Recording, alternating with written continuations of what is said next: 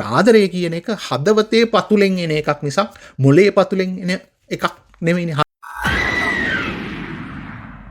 දිය දකින්නවා තව ගෑනු ළමෙක් මහ රෑ කැලයක් මැදින් යනකොට හැඩි දැඩි පුද්ගලයෙක් ඇවිල්ලා පොර බදලා දූරං ගමන් ඒක චරං අසරීරං ගුහාසයන් යේ චිත්තං සංඤ මෙස්සන්ති මොක්ඛන්ති මාර බන්ධන. හිතක් පපුවක් නැති අයට හදපත්ලෙන්ම ආදරය කරන්න පුළුවන්ද? අද මාතෘකාව හදවත ගැන. හදවත් රෝග ගැන උනන්දුවක් දක්වන අයටත් බොහොම වැදගත් වෙන රසවත් කරුණු ගොඩක් අද එපිසෝඩ් එකේ තියෙයි කියලා මම විශ්වාස කරනවා. හැබැයි මේ මාතෘකාව එක එපිසෝඩ් එකකින් කරලා ඉවර කරන්න පුළුවන් දෙයක් නෙමෙයි. ඒ නිසා ඉදිරියට එපිසෝඩ්ස් කිහිපයක් යටතේ මම මේක ඔයගොල්ලොත් එක්ක ෂෙයා කරන්න බලාපොරොත්තු වෙනවා ප්ලේලිස්ට් එකක් හැටියට. අදත් පොඩි කතාවකින් එපිසෝඩ් එක පටන් ගමු. මේ සිදුවීම මීට අවුරුදු 30-40කට කලින් ඇමරිකා එක්සත් ජනපදයේ සිදු වුණා යයි විශ්වාස කරන සත්‍ය සිදුවීමක්. මේක ඉන්න අවුරුදු 8ක විතර ගෑනු ළමෙක් මේ ළමයාට හැමදාම රැට මහ භයානක හීනයක් පේනවා. එකම හීනය තමයි නිතරම පේන්නේ. ඒ හීනේදී දකින්නවා තව ගෑනු ළමෙක් මහ රෑ කැලයක් මැදින් යනකොට හැඩි දැඩි පුද්ගලයෙක් ඇවිල්ලා පොර බදලා ඒ ගෑනු ළමයාව උල් ආයුධයකින් ඇනලා මරනවා.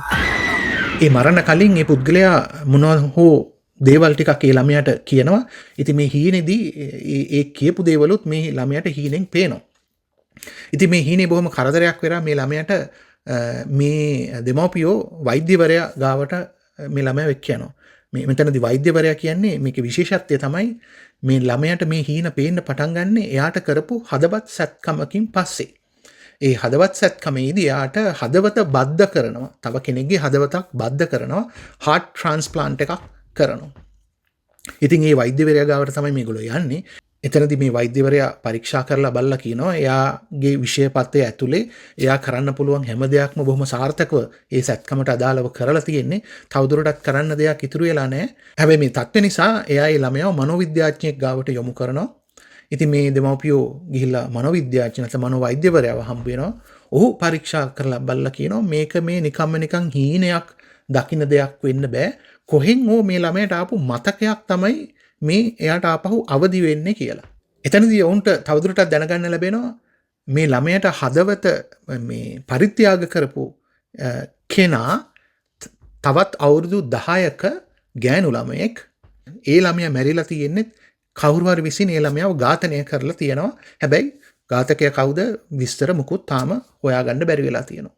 ඉතින් මේ මනෝවෛද්‍යවරයා මේක පරීක්ෂා කරලා බලලා සහ දෙමව්පියන් එක්ක කතා කරාම ඒ අයට තේරෙනවා මේ ඒ ඝාතනය වෙච්ච ළමයා නැත්නම් හදවත පරිත්‍යාග කරපු ළමයාගේ මරණයට අදාළ මතකයක් තමයි මේ හීනෙන් දකින්නේ කියලා. ඉතින් ඔවුන් පොලිසියට පැමිණිලි කරලා මේකට යොදා ගන්නවා අර ෆොරෙන්සික් ආටිස්ට් කෙනෙක්. ඒ කියන්නේ ඔය අපරාධ පරීක්ෂණවලදී යොදා ගන්න චිත්‍ර ශිල්පියෙක් ලව්වා අර ළමයා විස්තර කරන හීනේ තොරතුරු අනුව ඒ ඝාතකයාගේ පින්තූරෙකුත් ඇඳලා ප්‍රසිද්ධියට පත් කරනවා. කොහොමරි මේ කටයුතු අවසාන වෙන්නේ පොලිසියට පුළුවන් වෙනවා ඒ තොරතුරු ඔස්සේ ගිහිල්ලා ඇත්තම ඝාතකයව හොයාගන්න. ඒ විතරක් නෙමෙයි ඒ ඝාතනයට පාවිච්චි කරපු ආයුධ පවා අර ළමයා හීනෙන් කියන විස්තරවල ඇතුළත් වෙනවා. මොන අවස්ථාවේ කොතනදීද ඝාතනය කරේ සහ ඒ අර කිව්වයි කියන මොනවද දේවල් ටිකක් තියෙනවනේ ඒ ළමයාට හීනෙන් මතක් වෙන. ඝාතකයාගෙන් ප්‍රශ්න කරද්දී එයත් කියනවා යම් සිදුවීම් ටිකක්. එයා කියන ටිකයි මේ ළමයා හීනෙන් කියන ටිකයි ඒ කිව්වයි කියන විස්තර ටික බොහොම සමාන වෙනවා. ඉතින් මෙතනදී වැදගත් කාරණය තමයි අර හදවත ලැබිච්ච ළමයාට හීනෙන් එහෙම තොරතුරක් ආවේ කොහොමද? ඒක අපි දැන් දන්නවනේ ඒක නිකන් හීනයක් නෙමෙයි යම් මතකයක් මාරු වුණා ට්‍රාන්ස්ෆර් වුණා කියන එක. ඉතින් මම මේ කතාව ගත්තේ මෙන්න මේ තියෙන The Heart's Code කියන පොතෙන්.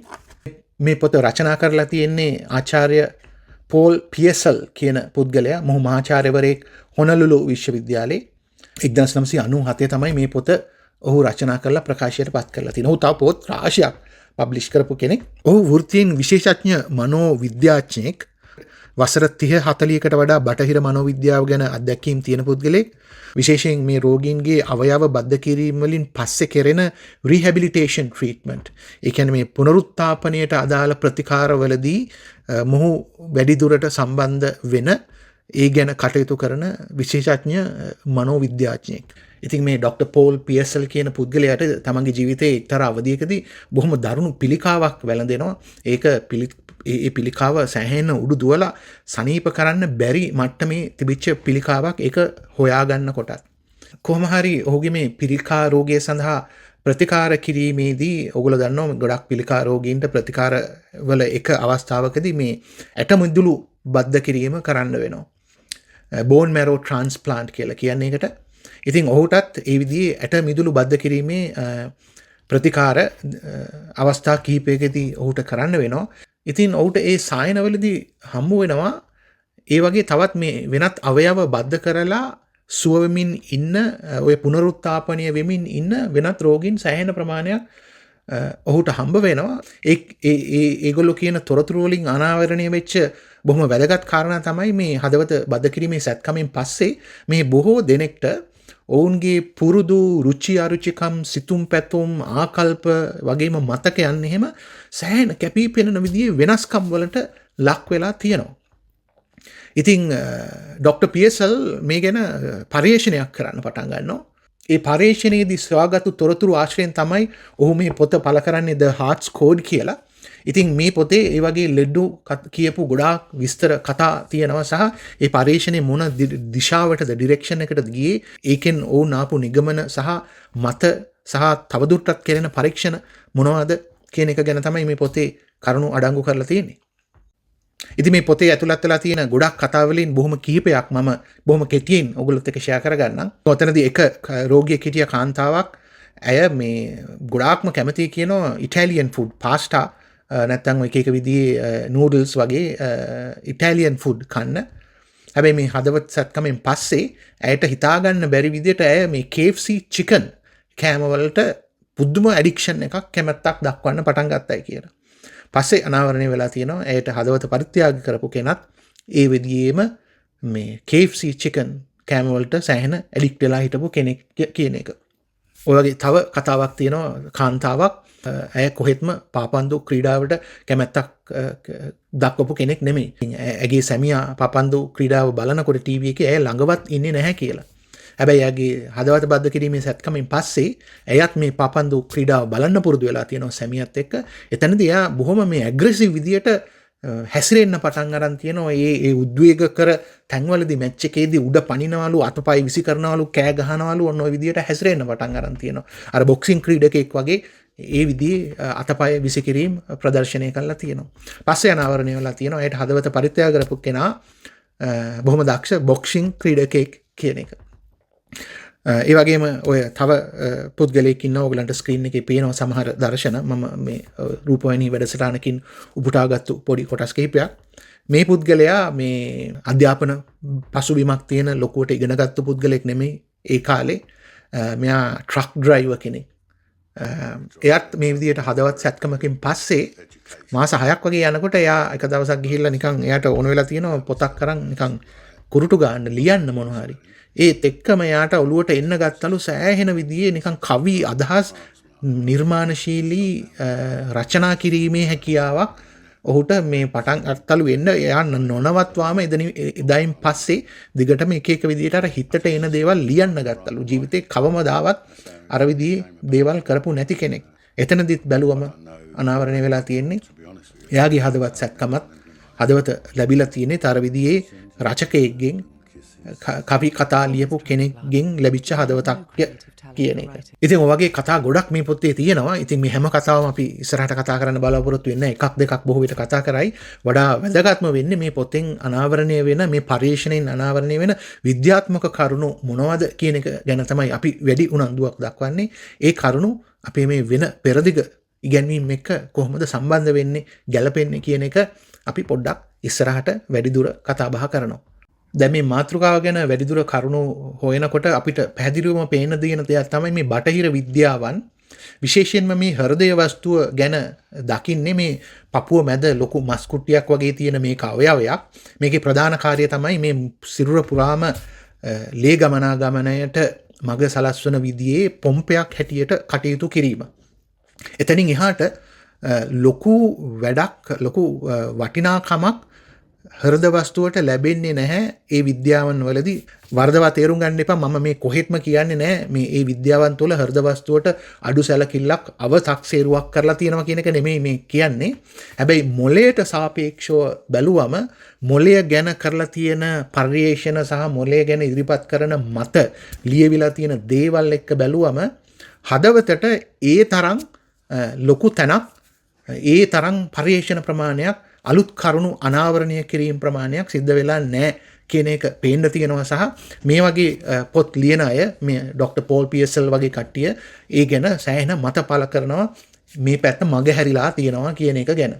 හැබැයි ඔහොම කිව්වට 1980 ගණන් වල අගභාගයේ ඉඳන් මේ වෙනකොට මේ හදවත ගැන කරන පරීක්ෂණ අලුත් වෙලා අලුත් දිශාවකට යන්න පටන් අරන් තියෙනවා.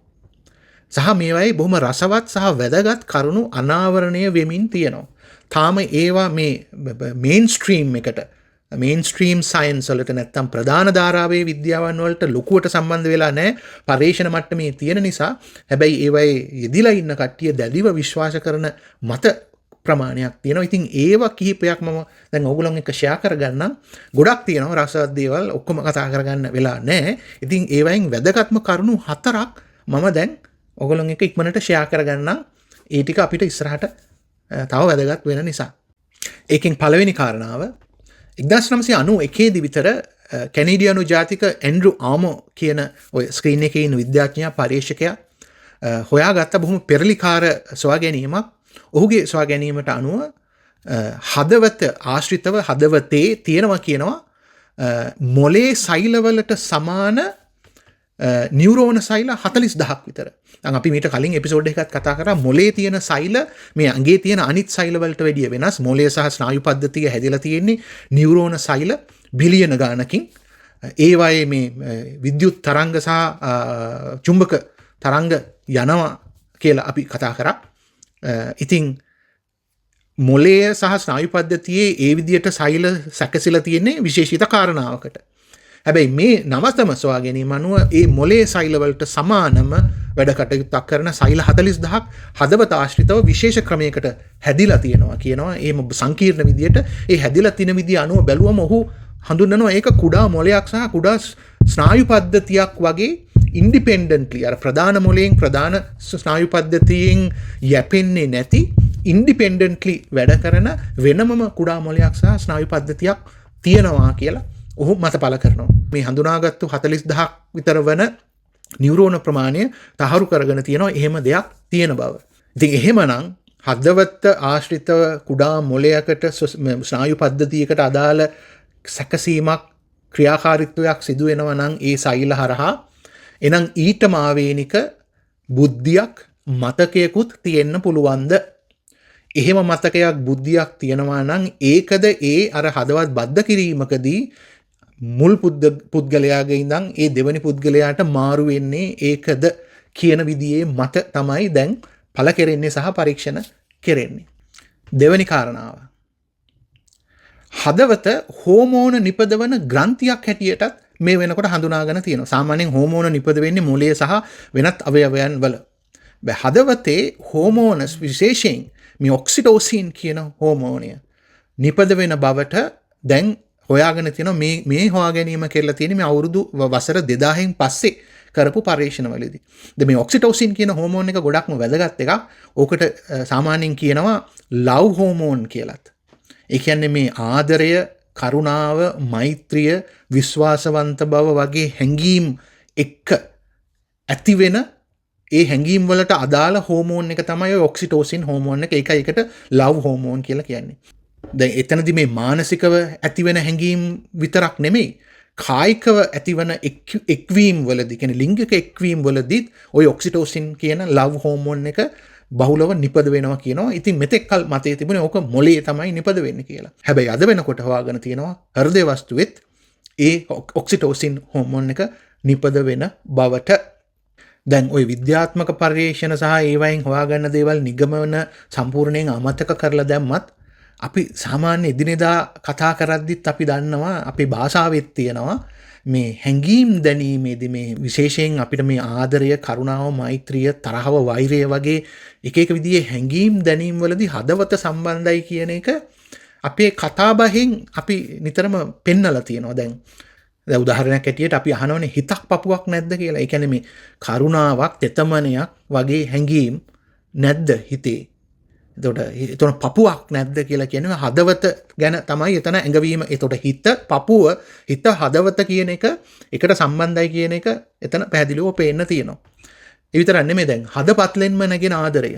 ආදරය කියන එක හදවතේ පතුලෙන් එන එකක් මිසක් මොලේ පතුලෙන් එන එකක් නෙමෙයිනේ. හදපත්ලෙන් නැගෙන ආදරය. ඉතින් ওই නිසා තමයි අපි ටයිටල් එකෙන් ඇහුවේ හිතක් පපුවක් නැති අයට හදපත්ලෙන්ම ආදරය කරන්න පුළුවන්ද කියලා. උත්තරයක් බලාපොරොත්තු වෙන්නේ නැහැ. හැබැයි අරමුණ උනේ මේ හිත, පපුව, හදපතුල, ආදරය, කරුණාව, මෛත්‍රිය එකට එකක් සම්බන්ධයි කියන එක පෙන්වන්න. ඒ වගේම තමයි අපි හද කම්පා වෙන කියලා කියන්නේ. එතකොට හිත පෑරෙන, හදවත පෑරෙන එකට ඉංග්‍රීසි වලින් කියන්නේ heart broken, mind broken, brain broken කියන්නේ අපි එතනදි කියන්නේ heart broken කියලා. එතකොට මේ හැඟීම් දැනීම් වලදී හදවතයි ලොකුවට සම්බන්ධ වෙන්නේ මොළය නෙමෙයි කියන එක අපිට ඉදිනදා කතා වෙද්දිත් එහෙම හඳුනා ගන්න පුළුවන් අවස්ථා උන තරම් තියෙනවා. තුන්වෙනි කාරණාව, තුන්වෙනි fascinating fact එක. මේ හදවතයි මොළයයි අතර සිදුවෙන තොරතුරු හුවමාරුව. දැන් මොළය සහ හදවත සම්බන්ධ වෙලා තියෙන ප්‍රධානම ස්නායුව තමයි වේගස් නර්ව් එක කියලා කියන එක. දැන් මේ වේගස් නර්ව් කියන එක මොළයේ ඉඳන් පහළටම දිවෙනවා. මේ ස්නායු පද්ධතියේ තියෙන දිගම නර්ව් එක, දිගම ස්නායුව හැටියට තමයි මේ වේගස් නර්ව් එක සලකන්නේ. ඒක මොළයෙන් ගිහිලා හදවතට සම්බන්ධ වෙලා, පෙනහළු වලට සම්බන්ධ වෙලා, ආමාශයට සම්බන්ධ වෙලා ඔය විදියට ඔය ස්ක්‍රීන් එකේ පේන විදියට අවයව ගොඩකට සම්බන්ධයි ඕක. පල්ලෙහාටම යනවා. එතකොට දැන් අපි සාමාන්‍යයෙන් අපි හිතන්නේ මොළය තමයි ප්‍රධානියා, මොළය තමයි ඔක්කොම කන්ට්‍රෝල් කරන්නේ, මොළයෙන් තමයි තීරණ ඔක්කොම අරගෙන පල්ලෙහාට සංඥා ටික යවන්නේ, මෙහෙම කරන්න අරම කරන්න කියලා. හැබැයි ඇත්ත කතාව ගත්තම මේ ස්නායුව වේගස් නර්ව් එක හරහා යන සංඥා වලින් 120ක් විතරයි මොළයේ ඉඳන් පහළට යනවා කියන්නේ. 80ක්. ඒ කියන්නේ 4 ගුණයක්ම යනවා කියන්නේ හදවත සහ අනිත් අවයව වල ඉඳන් මොළයේ උඩට. එතකොට හදවතේ පැත්තේ ඉඳන් මොළයට යන සංඥා, ඒ කියන්නේ තොරතුරු මොනවද මේ තොරතුරු? එතකොට මොළය හදවතෙන් මේ ලැබෙන තොරතුරු සංඥා තේරුම් අරගෙන ඒව තමයි සෑහෙන ප්‍රමාණයක් ක්‍රියාත්මක කරනවා කියන්නේ මේ සිරුර පාලනය කිරීම සඳහා. අන්තිම නැත්නම් 4 වෙනි කාරණාව. දැන් නවීන විද්‍යාවේ මේ වෙනකොට පැහැදිලිවම තහවුරු වෙලා තියෙන දෙයක් තමයි මේ අපේ සිරුර ඇතුලේ විද්‍යුත් චුම්බක තරංග නැත්නම් මැග්නටික් එනර්ජි එකක්, චුම්බක ශක්තියක් නිපද වෙනවා කියන එක. ඒක මේ මොළයේ ස්නායු පද්ධතිය සහ හදවතේ තමයි ඒක නිපද වෙනවා කියලා කියන්නේ. සහ ඒවා මනින ක්‍රම තියෙන උපකරණ තියෙනවා. දැන් EEG ඔය ස්ක්‍රීන් එකේ පෙනෙන, ඊට පස්සේ MCG වගේ ස්කෑන් යන්ත්‍ර වලින් ඒවා මනින්න පුළුවන්. එතකොට මේ තරංග, විද්‍යුත් චුම්බක තරංග නැත්නම් මැග්නටික් එනර්ජි එකක් කියලා කියන්නේ මේවා මේ තරංග හැටියට යන්නේ තොරතුරු මේවයි. මොනවා හෝ තොරතුරු ප්‍රමාණයක් තමයි මේවයි අඩංගු වෙන්නේ. වැඩේ තියෙන්නේ හදවත තමයිලු අපේ ශරීරය ඇතුලේ මේ චුම්බක ශක්තිය තරංග නිපදවන ප්‍රධානම අවයවය. දැන් මොළයට සාපේක්ෂව ගත්තම හදවතේ තියෙන ඒ චුම්බක ශක්තිය 5 ගුණයක් වැඩි කියනවා. ඒ කියන්නේ සිරුරේ ඉඳන් අඩි 6ක් එහාට තියෙන මැෂින් එකකට වුණත් ඒක මෙෂර් කරන්න පුළුවන් හැකියාව තියෙනවා. එතකොට මේ හදවත ඇතුලේ මේ තරම් තොරතුරු ප්‍රමාණයක් නිපද වෙන්නේ මොනවද මේ? අපි හිතන, දැනුවත්ව හෝ නොදැනුවත්ව හිතන විදිය අපි කොහොමද බලපාන්නේ අපේ සෞඛ්‍යයට? මේ තරංග ඊට පස්සේ ගිහිල්ලා අවයවයන් වලට, හදවතට සහ අනිත් අවයවයන් වලට මොන වගේ බලපෑමක්ද ඇති කරන්නේ සිතුවිලි හරහා කියන එක තමයි අපි දැනගන්න ඕන. අන්තිමට අපි තේරුම් ගන්න ඕනේ මේ සිතුවිලි කියන එක කොයිතරම් ලොකු වැඩක් මේක ඇතුලේ, ඇඟ ඇතුලේ සහ අපේ එළියේ කරනවාද කියන එක. ඔන්න ඔතනදී මට මතක් වුණා මං කලින් කරපු එපිසෝඩ් එකකදී රෙකෝඩ් කරපු කොටසක් තියෙනවා. මම ඒක එඩිට් කරලා පස්සේ ඒ එපිසෝඩ් එකෙන් අයින් කරා. එපිසෝඩ් එක දිග වැඩි නිසා. හැබැයි දැන් මේ අද එපිසෝඩ් එක රෙකෝඩ් කරද්දි මට තේරුණා ඒ අයින් කරපු කොටස ඇත්තටම අදාළ වෙන්නේ වැදගත් වෙන්නේ අදටයි කියලා. ඉතින් ඒ කොටස මම කපලා අයින් කරපු කොටස මම දැන් ඔයගොල්ලෝ එක්ක පොඩ්ඩක් ෂෙයා කරගන්නවා. ඊට පස්සේ මම ආපහු එන්නම් ඇයි ඒ කොටස මෙතනට වැදගත් වෙන්නේ කියලා කියන්න. ඒක දැන් පොඩ්ඩක් බලලා එමු. ඇත්තටම මේ හිත කියන එක කොහෙද තියෙන්නේ? සිත, මනස, විඥානය, චිත්ත කියන එක නම් වලින් හැඳින්වුවට මේක කොහෙද තියෙන්නේ කියලා හරියටම තාම හොඳ අදහසක්, පැහැදිලි අදහසක් අපිට නැහැ. මම ඊට කලිනුත් කියලා තියෙනවා මේ නවීන විද්‍යාවේ, බටහිර විද්‍යාවේ වෛද්‍ය විද්‍යාව වෙන්න පුළුවන්, මනෝ විද්‍යාව වෙන්න පුළුවන්, නියුරෝන විද්‍යාව වෙන්න පුළුවන්. ඔක හැම වෙලෙම හිත ගැන කතා කරද්දී මේ මොලෙත් එක්ක සම්බන්ධ කරලා තමයි හිත කතා කරන්නේ. හිත, මොලය මේ එකම කාසියේ දෙපැත්තක්. හිත කියන්නේ නිකන් software එක, මොලේ කියන්නේ නිකන් ඒකේ chip එක වගේ කතාවක් තමයි උතන තියෙන්නේ. මොලෙන් තොර සිතක් ගැන බටහිර විද්‍යාවේ නැත්තම් මේ නූතන විද්‍යාවේ බොහොම අඩුවෙන් තමයි කතා වෙන්නේ. හැබැයි මේ වෙනකොටත් කොහෙත්ම පැහැදිලිව තහවුරු වෙලා නැහැ මේ හිත කියන එක හටගන්නේ මොලේ ආශ්‍රිතව පමණක්ය කියන එක. ඇත්තටම බුදුරජාණන් වහන්සේ හිත ගැන මොකක්ද කියලා තියෙන්නේ කියලා සමහරවිට ඔයගොල්ලෝ මීට කලින් අහලා ඇති. ධම්මපදේ චිත්ත වර්ගයේ කියන කොටසේ හිත ගැන මෙන්න මෙහෙම කියනවා. දූරං ගමං ඒකචරං අසරීරං ගුහාසයං යේ චිත්තං සංයමෙස්සන්ති මොක්ඛන්ති මාර බන්ධන. බුදුහාමුදුරුවෝ කියලා තියෙන ඔය විදිහට. මොකද්ද මේකේ අදහස කියලා බොහොම කෙටියෙන් තේරුම් ගමු. දුරං ගමන් ඒකචරං බොහොම දුර ගමන් යනවා මේ සිත කියන එක. දුර ගමන් කොහොම දැන් අපි මෙහෙම ඉඳලා අපිට ඕනම රටකට අපි කලින් ගිය ඕනම රටකට යන්නත් පුළුවන්. යන්න හිතාගෙන ඉන්නවයි කියලා තියෙන රටකට වුණත් හිතින් යන්න පුළුවන්. කාලය අනුව වුණත් අපිට අවුරුදු 10 20 30 40 වයස අනුව ඒ තරම් පස්සට යන්නත් පුළුවන්. සමහර වෙලාවට අපිට අනාගතය ගැන සැලසුම් කරද්දී බොහෝම ඉස්සරහට යන්නත් පුළුවන්. ඒ විතරක් නෙමෙයි සිත දියුණු කරපු කට්ටියට තමන්ගේ පෙර භවයට යන්නත් පුළුවන්. බුද්ධත්වයට පත් වුණු බුදුරජාණන් වහන්සේ වගේ කෙනෙක් අපි අහලා තියෙනවා දිව්‍ය ලෝකවලට යන්න පුළුවන්, බ්‍රහ්ම ලෝකවලට යන්න පුළුවන්. ඒ තරම් දුරට යන්න පුළුවන් මේ සිත දියුණු කරපු කට්ටියට. ඉතින් දූරං ගමන් ඒකචරං හැම වෙලෙම තනිව හැසිරෙන්නේ, ඒකචරං එක්ව හැසිරෙන්නේ. ඒ කියන්නේ මේ හිතට කොයිම වෙලාවකවත් සිතුවිලි දෙකක් එකට තියෙන්න බෑ කියන එකයි. බුදුහාමුදුරුවෝ පැහැදිලි කරලා තියෙන විදිහට මේ සිත කියන එක පවතින්නේ චිත්ත පරම්පරාවල් හැටියට, සිතුවිලි පරම්පරාවල් හැටියට. එකක් ඉවර වෙනකොට තව සිතක් ඇති වෙනවා. එක සිතක් පවතින්නේ චිත්තක්ෂණ. ඒ කියන්නේ මේ තප්පරේනොත් දශම ගාණක්, මිලි සෙකන්ඩ්ස් ගාණක් හැටියට තමයි එක සිතක් පවතිනවා කියන්නේ. අශරීරං, ශරීරයක් නැහැ. දැන් අපේ සිත කියන්නේ ඉන්ද්‍රියක් හැටියට තමයි බුදුදහමේ අපි සලකන්නේ. දැන් ඇස, කන, නාසය, දිව, ශරීරය මේ ඔක්කොම පංච ඉන්ද්‍රියයන්. ඉන්ද්‍රියන් අපේ ඇහැට තැනක් තියෙනවා, කනට තැනක් තියෙනවා, දිවට තැනක් තියෙනවා. සම කියන එක ශරීරය. හැබැයි හිතට තැනක් නැහැ. අශරීරං. ගුහාසයන්, මේ ගුහාවක් ඇතුලේ වාසය කරනවා කියලා කියන්නේ. දැන් මෙතනදී මේ ගුහාව හැටියට බුදුදහමේ සඳහන් වෙන්නේ සමහර කියනවා මේක මේ මුළු ශරීරයම, කයම තමයි ගුහාව කරගෙන ඉන්නේ. මේ ශරීරය ඇසුරු කරගෙනයි සිත පවතින්නේ කියලා. තව අදහසක් මම අහලා තියෙනවා මේ හදවත කියන ගුහාවේ ඕක තියෙන්නේ කියලා. ඉතින් කොහොම වුණත් බුදුදහමේ කියවෙන්නේ මේ සිත කියන එක හටගන්නේ මේ ලේ ධාතුව හරහා. මේ ලේ ධාතුව කියන එක ශරීරයේ හැම තැනම ගමන් කරනවනේ. එතකොට ඒ හරහා තමයි හිත කියන එක හටගන්නේ කියලායි මම අහලා තියෙන විදිහට පැහැදිලි කරන්නේ. ඉතින් ඒ නිසා තමයි මේ සිත කියන එක මේ මුළු ශරීරය කියන ගුහාවෙම පවතිනමයි කියලා කියන්නේ. එතන දෙවෙනි කොටස කිව්වා යේ චිත්තං සංයමෙස්සන්ති මොක්ඛන්ති මාර බන්ධන.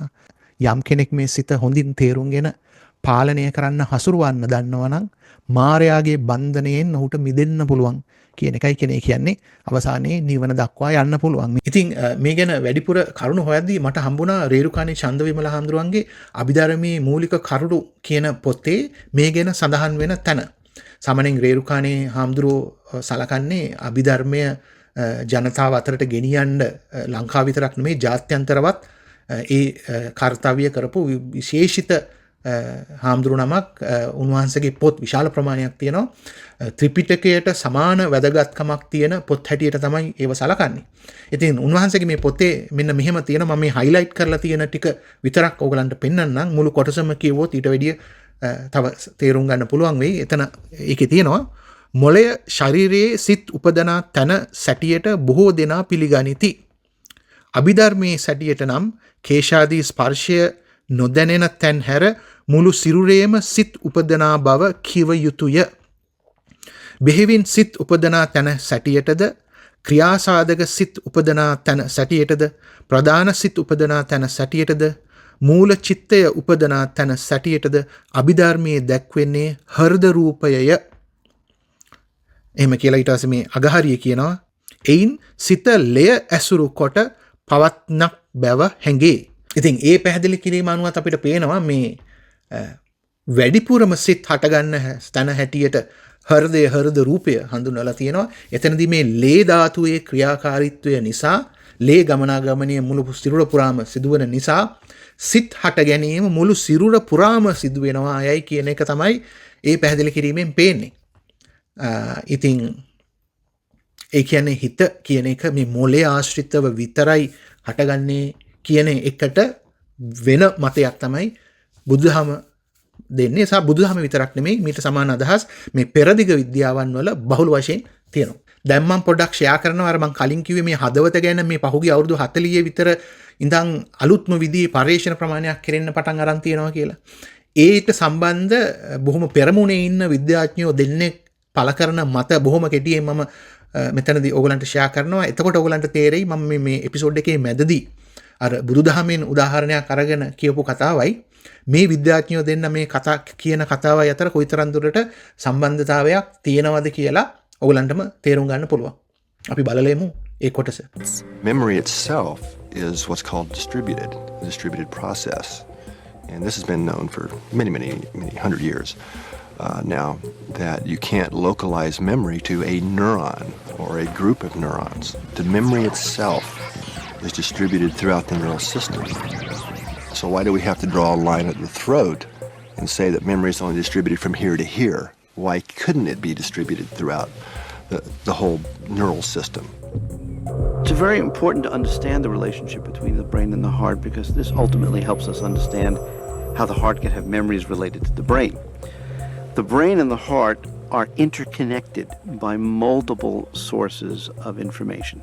First of all, there's neural connection from the brain to the heart. There's also humoral connections. Okay, hormones will go from the brain to the heart. The heart, in turn, of course, sends feedback back to the brain through pressure receptors and through literally the blood going back. But then what's often not recognized is that the heart is the largest generator of electromagnetic signals in the body. And the electrical signal from the heart travels through the bloodstream to the brain. And of course, the brain's electrical signal travels back to the heart. So consequently, these two are sharing their interactions, even electromagnetically, with each other. එතනදී පළවෙනි විද්‍යාඥයා ආචාර්ය rolling මැකාති අහනවා ඇයි මේ මතකය කියන එක අපි ඉරක් ගහලා මෙතනින් උඩට විතරක් තියෙන එකක් කියලා සලකන්නේ, ඒක මුළු ඇඟ පුරාම විසිරලා තියෙන එකක් තමයි කියලා දැන් තහවුරු වෙමින් තියෙන බව. ඒ වගේම මහාචාර්ය ෂෝට්ස් කියන විදිහට මේ මොළයයි හදවතයි අතර කෙරෙන තොරතුරු හුමාරුව සඳහා ලේ ගමනාගමනය හරහා කෙරෙන කාර්ය කොයිතරම් වැදගත්ද කියලත් ඔහු පැහැදිලි කරනවා. එතකොට අර කලින් කිව්වා වගේ සිත, සිතුවිලි, මතකය, බුද්ධිය කියන දේවල් ලේ ධාතුව හරහා ඇඟ පුරාම පැතිරීලා තියෙන දෙයක්ය කියන එක ගැන මේ විද්‍යාත්මක පැහැදිලි කිරීම යන දිශාව අනුව අපිට පේනවා මේ පෙරදිග සහ බටහිර විද්‍යාවන් යම් තැනකදී එකතු වෙන්න තියෙන ඉඩකඩ බොහෝ වැඩි බව. අවසාන වශයෙන් මම ඩොක්ටර් පෝල් පියසල්ගේ කමෙන්ට් එකකින්ම අද එපිසෝඩ් එක ඉවර කරන්නම්. බලන්න මේ ඔහු මොකද්ද අන්තිමට කියන්නේ කියලා. Until the recent past, science has glorified the brain. The questions we should be asking as scientists is that the only place these things happen?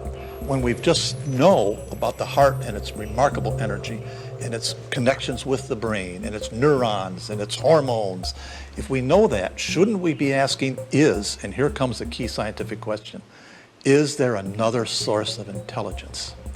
Is there another way to think? Not instead, but also. The question isn't either or. The question is and. And if we only glorify the brain, we'll never be open to the possibility that another organ thinks. ඉතින් ඔහු කියන විදිහට අපි මොළය විතරක් හැමදාම උත්කර්ෂයට නැංගුවොත් අපිට බැරි වෙයි මේ සිරුර ඇතුලේ හිතීමේ හැකියාව තියෙන තවත් අවයවයක් තියෙන බව අනාවරණය කරගන්න. Heart and brain coherence. සිංහලෙන් කියන සංගත භාවය කියලා. අන්න ඒක ඇති කරලා කොහොමද මේ සිරුරට මනසට ඇති වෙලා තියෙන මේ තර්ජනය ලෙඩ සහ ඒ ආශ්‍රිත අනිකුත් ඔක්කොම දේවල් සුවපත් කරන තත්වයට අපි පත් කරගන්නේ කොහොමද කියන එක ගැන අපිට පරිේශන හරි දිශාවට යොමු කරගන්න පුළුවන්. අනවශ්‍ය විදියට මේවා බැහැර කරන්න නැතුව මේවා නිකන් අර අපි හැම වෙලෙම කියන වගේ හදපු කතා බොරු කතා මේවට විද්‍යාත්මක පදනමක් නැහැ කියලා බැහැර කරනවට වැඩිය මේ හැම ශාස්ත්‍රයකම ගත යුත්තක් තියෙනවා කියන විවෘත මනසකින් මේ පරීක්ෂණ කරගෙන ගියොත් අපි සෑහෙන ඉදිරියට යයි කියන ගැන බලාපොරොත්තු තියාගන්න පුළුවන් තත්ත්වයක් තමයි අද තියෙන්නේ. ඉතින් අපි බලමු මේවා කොයි තරම් ඉස්සරහට මොන විදියට ඉස්සරහට යයිද කියලා. ඉතින් අර මං කලින් කිව්වා වගේ අද ගත්තේ පොඩි ආරම්භයක් විතරයි. ඉතින් මේ ටොපික් එක ගැන සෑහෙන දේවල් තියෙනවා. ඒකයි මම කිව්වේ මේ හෘද රෝගීන්ට මේක බලපාන්නේ කොහොමද සහ අපි අනිත් මානසික ක්‍රියාවලිය වලට මේක බලපාන්නේ කොහොමද අපි ඇඟේ අනිත් ලෙඩවලට මේක බලපාන්නේ කොහොමද කියන එක ගැන ලොකු කතා ප්‍රමාණයක් තියෙනවා අපිට ඉස්සරහට ෂෙයා කරගන්න කතා කරන්න. ඉතින් අපි ඊළඟ එපිසෝඩ් එකකින් හමු යමු මේ වගේ තවත් මාතෘකාවකින්. එහෙනම් ඔබට ජය.